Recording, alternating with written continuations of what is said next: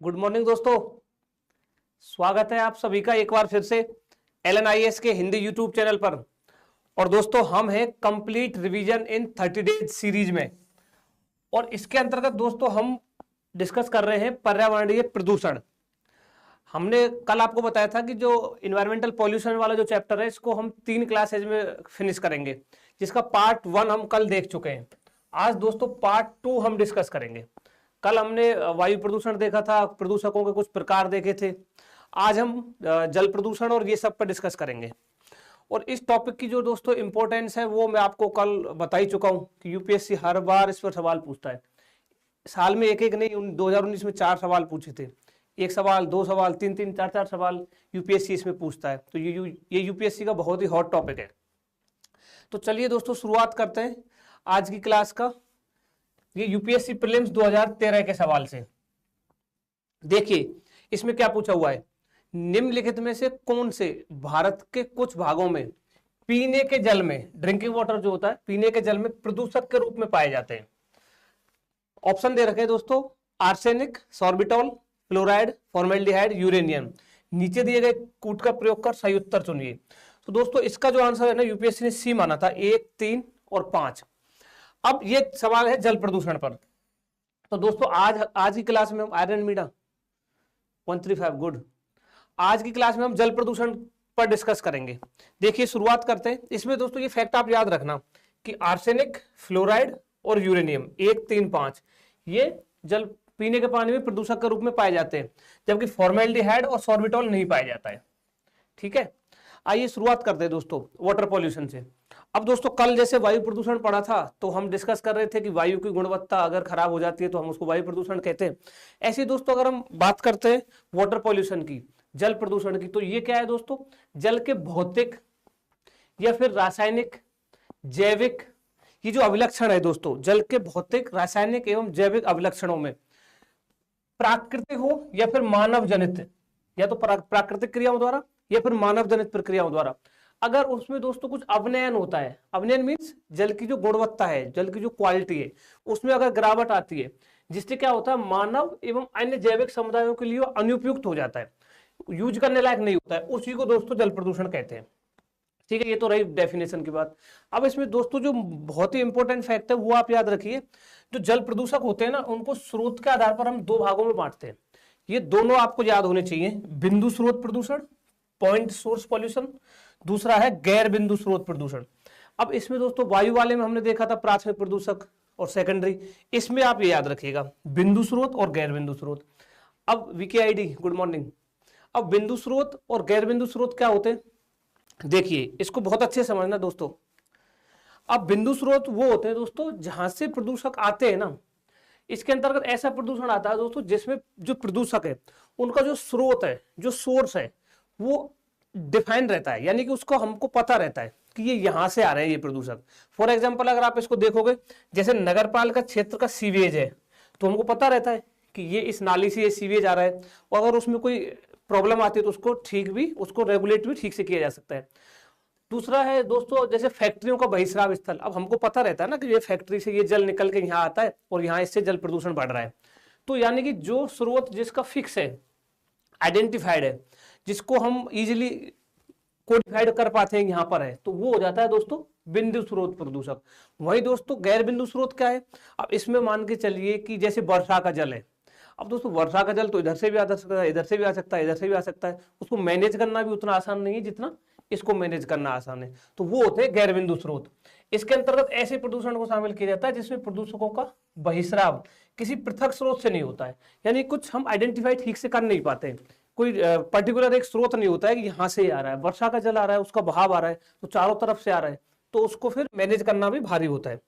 अब इसके अगर एग्जाम्पल की बात करें दोस्तों, भाई वर्षा का जल, कृषि क्षेत्र का बहाव, हाँ कृषि क्षेत्र जो एग्रीकल्चर फार्म है वहां से कोई पानी बह के आ रहा है, उनके साथ जो प्रदूषक आ रहे हैं, तो उसको कोडिफाइड करना उतना आसान नहीं होता है दोस्तों। गैर बिंदु स्रोत प्रदूषण को नियंत्रित करना कठिन है, हाँ ये हमने डिस्कस किया। अब इस पर देखिए एक सवाल देखिए, नहीं इसको पहले एक बार डायग्राम से और समझिए। देखो ये नॉन पॉइंट सोर्स है, यानी कि गैर बिंदु स्रोत, जैसे सड़कों से कोई पानी आ रहा है दोस्तों, जल के साथ प्रदूषक आ रहे हैं, कोई डेवलपमेंट चल रहा है, कोई विकास का कार्य चल रहा है, वहां से आ रहा है, फार्म से, कृषि क्षेत्रों से, सिटीज से। ये दोस्तों नॉन पॉइंट सोर्सेज है। और अगर बात करते हैं बिंदु स्रोत की, तो देखिए फैक्ट्रीज। अब फैक्ट्रीज का पता रहता है, ये वेसल जो पानी के जहाज से कोई प्रदूषक निकल के समुद्र में आ रहा है, तो ये स्रोत निश्चित है, हमको पता है कि यहाँ से आ रहा है। वही अगर सड़कों से आ रहा है, यहाँ से आ रहा है, तो वो सब दोस्तों ये सब गैर बिंदु स्रोत के अंतर्गत आते हैं। अब इस पर एक सवाल देखिए, देखो निम्नलिखित में से कौन से जल प्रदूषण के गैर बिंदु स्रोत प्रदूषक है, बताइए कमेंट करके। देखिए नगरपालिका क्षेत्र का सीवेज, ये अभी देखा था, ये तो बिंदु स्रोत है, पता है इसका। तो फैक्ट्रियों का बहिस्राव, ये भी बिंदु स्रोत है। कृषि क्षेत्र का भाव, ये गैर बिंदु है, अभी हमने देखा था। और चौथा है दोस्तों वर्षा जल, ये भी अभी डिस्कस किया, वर्षा का जल है तो ये गैर बिंदु स्रोत के अंतर्गत आता है, क्योंकि ये डिफाइंड नहीं है। तो इसका आंसर हो जाएगा दोस्तों 3 और 4, यानी कि सी, इंडियन एजुकेशन सी। हाँ गुड। अब देखिए दोस्तों, अब इसमें ना जल प्रदूषण के अंतर्गत ही ये जो है ग्राउंड वाटर पॉल्यूशन, भूमिगत जो प्रदूषण है, इसके ना कुछ प्रभावों की हम बात करेंगे कि इनसे मानव स्वास्थ्य पर क्या क्या प्रभाव पड़ते हैं, और ये बहुत ही इंपॉर्टेंट है। देखिए औद्योगिक, नगरीय एवं कृषि अपशिष्टों से युक्त जल के रिस्कर, अगर दोस्तों देखो औद्योगिक है, औद्योगिक कोई क्षेत्र है, नगरों का है, कृषि अपशिष्ट है, ये जो अपशिष्ट है ये जल के साथ मिलकर अगर भूमिगत जल होता है, ग्राउंड वाटर जो होता है, उसमें रिस्कर चले जाते हैं तो भूमिगत जल को भी प्रदूषित कर देते हैं। और इसके दोस्तों विभिन्न प्रकार के इंपैक्ट आते हैं। तो देखिए इसको आप समझना, इसके इंपैक्ट्स ये बहुत इंपॉर्टेंट है। भूमिगत जल प्रदूषण का प्रभाव, effects of ground water pollution. देखिए दोस्तों याद रखना, अगर पेयजल में नाइट्रेट की मात्रा देखोगी, पेयजल में अगर नाइट्रेट की मात्रा देखोगी, तो इससे जो रोग होगा दोस्तों, ये याद रखना, ब्लू बेबी सिंड्रोम। ठीक है, इससे क्या होगा, जो नवजात शिशु होते हैं ना दोस्तों, उनमें हीमोग्लोबिन के साथ ये जो नाइट्रेट है मिलकर मिथेमोग्लोबिन बनाता है, और इससे क्या होता है, जो ऑक्सीजन परिवहन होता है बॉडी में, वो इनका बाधित होता है, उसमें बाधा उत्पन्न करता है, और इससे नवजात शिशुओं की मृत्यु हो जाती है। इस रोग को क्या कहते हैं, ब्लू बेबी सिंड्रोम या फिर मिथेमोग्लोबिनीमिया। ये आपको याद रखना है। दूसरा दोस्तों आपको याद रखना है, अगर पेयजल में फ्लोराइड की मात्रा अधिक है तो फ्लोरोसिस रोग हो जाएगा, जिससे दांत एवं हड्डियां कमजोर हो जाती हैं। ठीक है, दूसरा तीसरा है इसमें दोस्तों, अगर आर्सेनिक है पेयजल में तो इससे ब्लैक फुट नामक चर्म रोग हो जाएगा। प्लस आर्सेनिक से दोस्तों डायरिया, हाइपरकेरेटोसिस, ये सब भी हो सकते हैं। तो ये जो है ना भूमिगत जल में जो ये इन नाइट्रेट, फ्लोराइड, आर्सेनिक, इनकी मात्रा जो बढ़ रही है, ये आप तीनों पॉइंट सब ये याद रखना, किससे कौन सा रोग हो रहा है। ठीक है, इनको यूपीएससी सवाल पूछता है। अब देखिए जैसे इसको बताइए, इस सवाल को, पारे और नाइट्रेट से संदूषित जल के उपभोग से निम्नलिखित में से कौन से रोग होते हैं। तो अभी हमने पढ़ा नाइट्रेट से तो blue baby syndrome, blue baby syndrome. दूसरा पारे से दोस्तों, तो याद रखना पारे से मिनामाता रोग होता है, पारे से मिनामाता। ठीक है, तो इसका सी आंसर हो जाएगा, पारे से मिनामाता और नाइट्रेट से ब्लू बेबी सिंड्रोम। ये क्वेश्चन इसीलिए डाला है जिससे ये फैक्ट्स आपको याद हो जाएं, पारे से मिनामाता, नाइट्रेट से ब्लू बेबी सिंड्रोम। अगला देखिए दोस्तों, अब बताइए कैडमियम प्रदूषण से किस रोग का कारक है, कैडमियम से क्या हो सकता है। तो इसमें याद रखना इटाई, इटाई, ये डिजीज आपको याद रखनी है, इंडियन एजुकेशन सी, नहीं इसका इटाई इटाई है। फ्लोरोसिस दोस्तों फ्लोराइड से था, याद रखना ये। हाँ देखो ये चारों ऑप्शन अब आपको जो ऑप्शन में दिए हुए हैं चारों याद होने चाहिए। फ्लोरोसिस किससे हो रहा है, फ्लोराइड से। ब्लू बेबी सिंड्रोम अभी देखा किससे हो रहा है, पेयजल में नाइट्रेट की मात्रा से। और मिनामाता अभी देखा पारे से, और इटाई इटाई कैडमियम से। ये जितने भी फैक्ट्स है ये आपको याद होने चाहिए, ये बहुत इंपॉर्टेंट है। अगला देखिए पारा प्रदूषक के रूप में किससे उत्सर्जित होता है, ये पूछा है। पारा जो है निम्नलिखित में से कहां से उत्सर्जित होता है।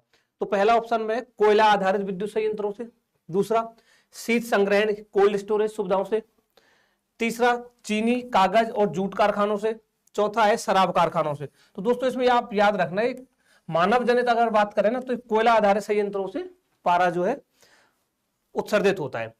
अब पारे प्रदूषण को ना एक बार देखो, पारा प्रदूषण पर यूपीएससी ने भी सवाल पूछा था, अभी उसको देखेंगे। पारा क्या है दोस्तों, एक धातु है और ये ना द्रव यानी कि लिक्विड स्टेट में मिलती है। और दोस्तों ये प्राकृतिक रूप से अगर बात करें तो ज्वालामुखी विस्फोट, दावानल, जीवाश्म ईंधन आदि से प्राप्त होता है। वहीं अगर दोस्तों बात करते हैं मानव जनित प्रक्रियाओं की, तो ये गोल्ड माइनिंग, ये याद रखना, पारा गोल्ड माइनिंग से उत्सर्जित होता है। कोयला आधारित विद्युत संयंत्रों से, सीमेंट उत्पादन से, चिकित्सकीय अपशिष्टों से, ये पारा प्रदूषण के जो है उत्सर्जन के स्रोत हैं। ये आप ध्यान रखिएगा। यूपीएससी ने इस पे क्या सवाल पूछा था, देखिए, पारा प्रदूषण के बारे में निम्नलिखित कथनों पर विचार कीजिए। स्वर्ण खनन गतिविधि विश्व में पारा प्रदूषण का स्रोत है। अभी हमने देखा ना, गोल्ड माइनिंग से पारा प्रदूषण होता है। दूसरा ऑप्शन है दोस्तों, कोयला आधारित ऊष्मीय जो शक्ति संयंत्र है, थर्मल पावर प्लांट जो है, इनसे भी होता है। और इसका आंसर जो है यूपीएससी ने बी माना था दोस्तों, केवल 2। ये वाला जो स्टेटमेंट है ये इसमें गलत है। एक और सवाल देखिए, यूपीएससी प्रीलिम्स 2017 का सवाल है। ये है जैव ऑक्सीजन मांग, जो बीओडी है, ये किसके लिए एक मानक मापदंड है, ये पूछा है। तो देखो दोस्तों, मैंने आपको याद हो, एक क्लास में आपको होमवर्क दिया था कि डिजोल्व ऑक्सीजन क्या होता है, बीओडी क्या होती है और सीओडी क्या होती है। ठीक है, अब ये जल प्रदूषण से रिलेटेड ही कॉन्सेप्ट है, तो इसको ना यहाँ पे ब्रीफ में आपको समझा देता हूं कि डीओ क्या है, बीओडी क्या है और सीओडी क्या है। देखो दोस्तों, अगर हम बात करते हैं ना डिजोल्व ऑक्सीजन की, जल में घुलित ऑक्सीजन की, तो दोस्तों ये जल में घुलित ऑक्सीजन की ना वह मात्रा है जो जलीय जीव होते हैं ना, या जो जलीय पादप होते हैं, इसको श्वसन के लिए ग्रहण करते हैं। जो जलीय जीवों को श्वसन के लिए आवश्यक होती है वो है डिजोल्व ऑक्सीजन। अब इसके कुछ पैरामीटर है, जैसे कि इसको हम नापते हैं, तो अगर डीओ की मात्रा 8.0 mg पर लीटर से कम है तो हम मान लेते हैं कि वो वाटर कंटेमिनेटेड है, यानी कि जल प्रदूषित हो चुका है। और अगर इसकी मात्रा और कम हो जाती है, फॉर एग्जांपल 4.0 mg पर लीटर से कम, तो फिर हाईली पॉल्यूटेड वाटर है। ये डीओ को हम जल प्रदूषण नापने के लिए डीओ की मात्रा जल में नापते हैं। दूसरा है दोस्तों बायोलॉजिकल ऑक्सीजन डिमांड क्या है, बीओडी क्या है। तो देखो, ऑक्सीजन की वह मात्रा जो जल में कार्बनिक पदार्थों के, ये याद रखना, जल में कार्बनिक पदार्थों के रासायनिक अपघटन के लिए जो आवश्यक होती है वो है बीओडी। और वही दोस्तों जो जल में जो मात्रा ऑक्सीजन की जो मात्रा है और जो कुल कार्बनिक पदार्थ है उनके ऑक्सीकरण के लिए जो आवश्यक होती है वो सीओडी है। तीनों में अंतर देखो, श्वसन के लिए जो आवश्यक है वो डीओ, डिजोल्व ऑक्सीजन। ठीक है, इसको देखो, जो जैविक कार्बनिक पदार्थ है उनके अपघटन के लिए जो आवश्यक है वो बीओडी, और जो जल में जैविक कार्बनिक पदार्थ है उनके ऑक्सीकरण के लिए जो आवश्यक है वो ऑक्सीकरण के लिए सीओडी। ये तीनों आप याद रखना। ठीक है, डीओ, बीओडी और सीओडी। अगला देखो, एक सवाल है इस पे,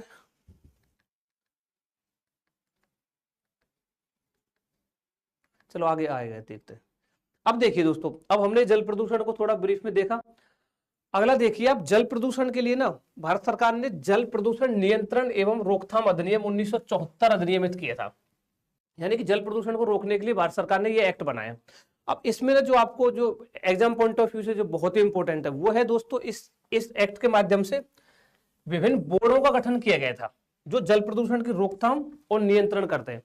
इसमें जो सबसे इंपॉर्टेंट बोर्ड का जो गठन किया गया था वो है ये दोस्तों, ये central pollution control board, CPCB. ये आपको एकदम फैक्ट जो है एकदम याद होना चाहिए कि सेंट्रल पॉल्यूशन कंट्रोल बोर्ड जो है, केंद्रीय प्रदूषण नियंत्रण बोर्ड, इसका गठन किस एक्ट के माध्यम से किया गया था, तो वो किया गया था जल प्रदूषण नियंत्रण एवं रोकथाम अधिनियम 1974 से।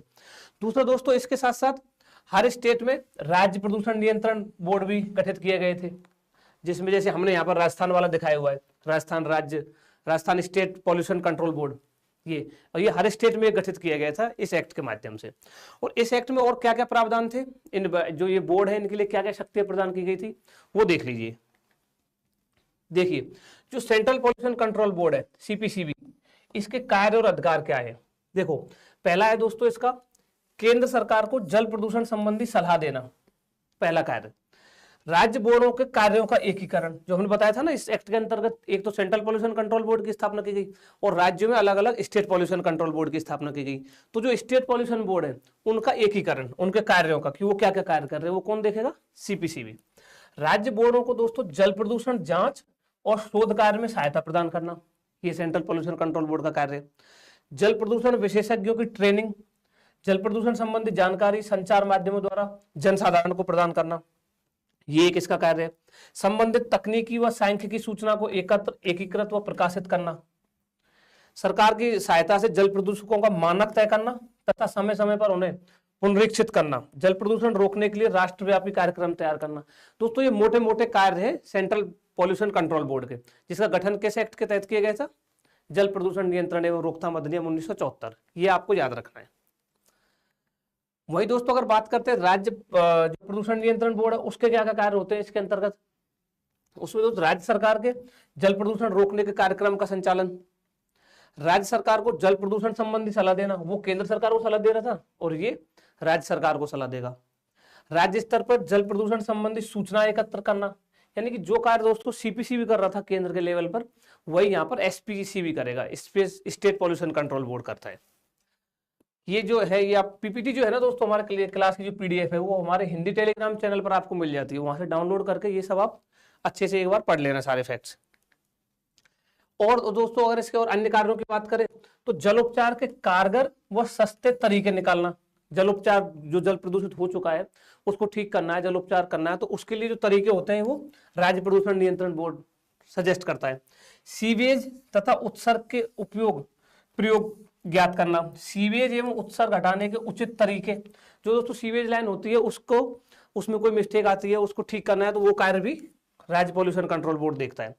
उपचार के मानक स्थापित करना, सरकार को उन उद्योगों की जानकारी देना जो हानिकारक उत्सर्ग, हाँ जैसे कोई भी ऐसे इंडस्ट्री है जो जल प्रदूषण करेंगे उनका पता है तो वो सरकार के संज्ञान में लाना कि ये जो है उद्योग ये हानिकारक है, ये ऐसे प्रदूषकों का उत्सर्जन करेंगे जो जल प्रदूषण करेगा। ये मोटे मोटे दोस्तों राज्य प्रदूषण नियंत्रण बोर्ड के कार्य हैं। अब ये सवाल था वो जो बीओडी पर सवाल था, देखिए जो जैविक ऑक्सीजन मांग है जो अभी पड़ी बीओडी, इसके संदर्भ में निम्नलिखित कथनों पर विचार कीजिए, बताइए कमेंट करके। पहला बोल रहा है यह जल में विद्यमान घुलित ऑक्सीजन की मात्रा है, डिजोल्व ऑक्सीजन है ये, नहीं अभी तो पड़ा डिजोल्व ऑक्सीजन अलग है, बीओडी अलग है, सीओडी अलग है, तो पहला स्टेटमेंट तो गलत है। दूसरा दोस्तों कह रहा है झीलों में होने वाला कृषि संबंधी जो अफवाह है उनके बीओडी में वृद्धि करता है, यानी कि कृषि संबंधी अफवाह अगर जल में आएगा तो जैविक पदार्थ आया है, अब उसका अपघटन करना होगा, अपघटन करने के लिए जो ऑक्सीजन की मात्रा चाहिए होती है वो बीओडी होती है, तो इट मींस बीओडी की मात्रा बढ़ेगी। तो दूसरा स्टेटमेंट सही है, इसका आंसर हो जाएगा केवल 2। अब देखिए दोस्तों, हाँ अब जो समुद्री प्रदूषण है, मैरिन जो पॉल्यूशन है, इस पर थोड़ा डिस्कस कर लेते हैं। मैरिन पॉल्यूशन जो है दोस्तों, इसमें ना जो हमारे लिए जो महत्वपूर्ण है, जो बहुत याद रखने की चीजें वो इसके इम्पैक्ट्स है, यानी कि इसके इफेक्ट्स क्या आते हैं मैरिन पॉल्यूशन के। मैरिन पॉल्यूशन क्या होता है वो वही दोस्तों समुद्र की जो, ठीक है। अब इसकी जो इफेक्ट की बात करें दोस्तों तो ये आपको याद रखना, ये स्टेटमेंट से पूछ सकते हैं। पहला है दोस्तों जो ऑयल स्पिल्स है, तेल रिसाव होता है, जो जल के जहाज होते हैं, समुद्री जहाज जो होते हैं, जो उनसे तेल रिसाव हो जाता है, तो उसके माध्यम से क्या होता है दोस्तों, मछलियों या जीवों के जो गिल्स हैं या फिर पंखों पर आवरण बन जाता है, तो उनके श्वसन और उनकी गति में बाधा उत्पन्न होती है। पहला ये याद रखना है। दूसरा दोस्तों बहुत ही इंपॉर्टेंट जो है ये है कोरल जो होता है ना, हमने पढ़ा था कोरल और कोरल रीफ, तो दोस्तों अगर समुद्री प्रदूषण बढ़ता है तो कोरल के जो छिद्र है वो बंद हो जाते हैं, जिससे कोरल की डेथ हो जाती है और बायोडाइवर्सिटी पर नेगेटिव इंपैक्ट पड़ता है। वहीं अगर समुद्री प्रदूषकों के अपघटन में दोस्तों ऑक्सीजन की आवश्यकता होती है और प्रदूषकों के कारण सागरीय जल में ऑक्सीजन का स्तर गिर जाता है, जिसके परिणाम स्वरूप जो सागरीय जीव है उनकी संख्या में कमी आती है, वो भी बायोडाइवर्सिटी को नेगेटिवली इंपैक्ट करते हैं। तो ये दोस्तों समुद्री प्रदूषण के कुछ इंपैक्ट्स हैं, पीडीएफ के माध्यम से आप ये सारे पढ़ना। अब देखिए यूपीएससी का एक प्रीलिम्स 2019 का एक सवाल देखिए क्या पूछा हुआ है, पर्यावरण में निर्मुक्त हो जाने वाली सूक्ष्म मणिकाओं यानी कि माइक्रोवीड्स के विषय में अत्यधिक चिंता क्यों है। देखो माइक्रोवीड्स पे सवाल है, तो इसका ऑप्शन आंसर जो है ऑप्शन ए है, ये समुद्री पारतंत्रों के लिए हानिकारक मानी जाती है। अब माइक्रोवीड्स क्या होती है, देखिए दोस्तों माइक्रोवीड्स क्या है, ये सूक्ष्म प्लास्टिक के कण होते हैं, यानी कि अगर 5 mm से 5 मिलीमीटर या उससे कम आकार की जो प्लास्टिक के अंश हैं या फिर जो रेसे हैं वो सूक्ष्म प्लास्टिक जो है उसको माइक्रोवीड्स कहते हैं। और इनका यूज कहाँ का होता है, इनका निर्माण, इनका यूज होता है face wash, body lotion, toothpaste, साबुन, स्क्रब, इन सब में हम इनका यूज करते हैं। और ये नॉन बायोडिग्रेडेबल है, यानी कि ये अजैव निम्नीकरण है दोस्तों, इनको अपघटन नहीं होता है, इसलिए ये क्या होता है, और इनका निर्माण होता है पॉलीथीन, पॉलीप्रोपिलीन, पॉलीथिलीन टेरेफ्थलेट और नायलॉन इत्यादि से, और इनको हम यूज करते हैं और ये नदियों के माध्यम से समुद्र में पहुंच जाते हैं और वहां जाके समुद्री पायतंत्र को दोस्तों खतरा उत्पन्न करते हैं। इस पर यूपीएससी ने एक सवाल पूछा हुआ था। माहेश्वरी सर 2, 3, 4 की क्लास में मैं नहीं थी, कोई बात नहीं, पीछे रिकॉर्डिंग है, रिकॉर्डेड क्लास है, वो देख लेना यूट्यूब पर। हाँ तो दोस्तों आज की क्लास को यही विराम देते, कल हम पॉल्यूशन वाला जो चैप्टर है उसका पार्ट 3 देखेंगे और पर्यावरणीय प्रदूषण जो चैप्टर है इसको फिनिश कर लेंगे। तो आप रिवीजन अपना बरकरार रखिए, कंटिन्यू रिवाइज करते रहिए, क्योंकि रिवीजन इज द की दोस्तों। इस एग्जाम को क्लियर करने का रिवीजन सबसे महत्वपूर्ण है, इसमें रिवीजन आपको करते रहना है और अपने स्वास्थ्य का भी उतना ही ध्यान रखें। Stay healthy, stay happy, thank you.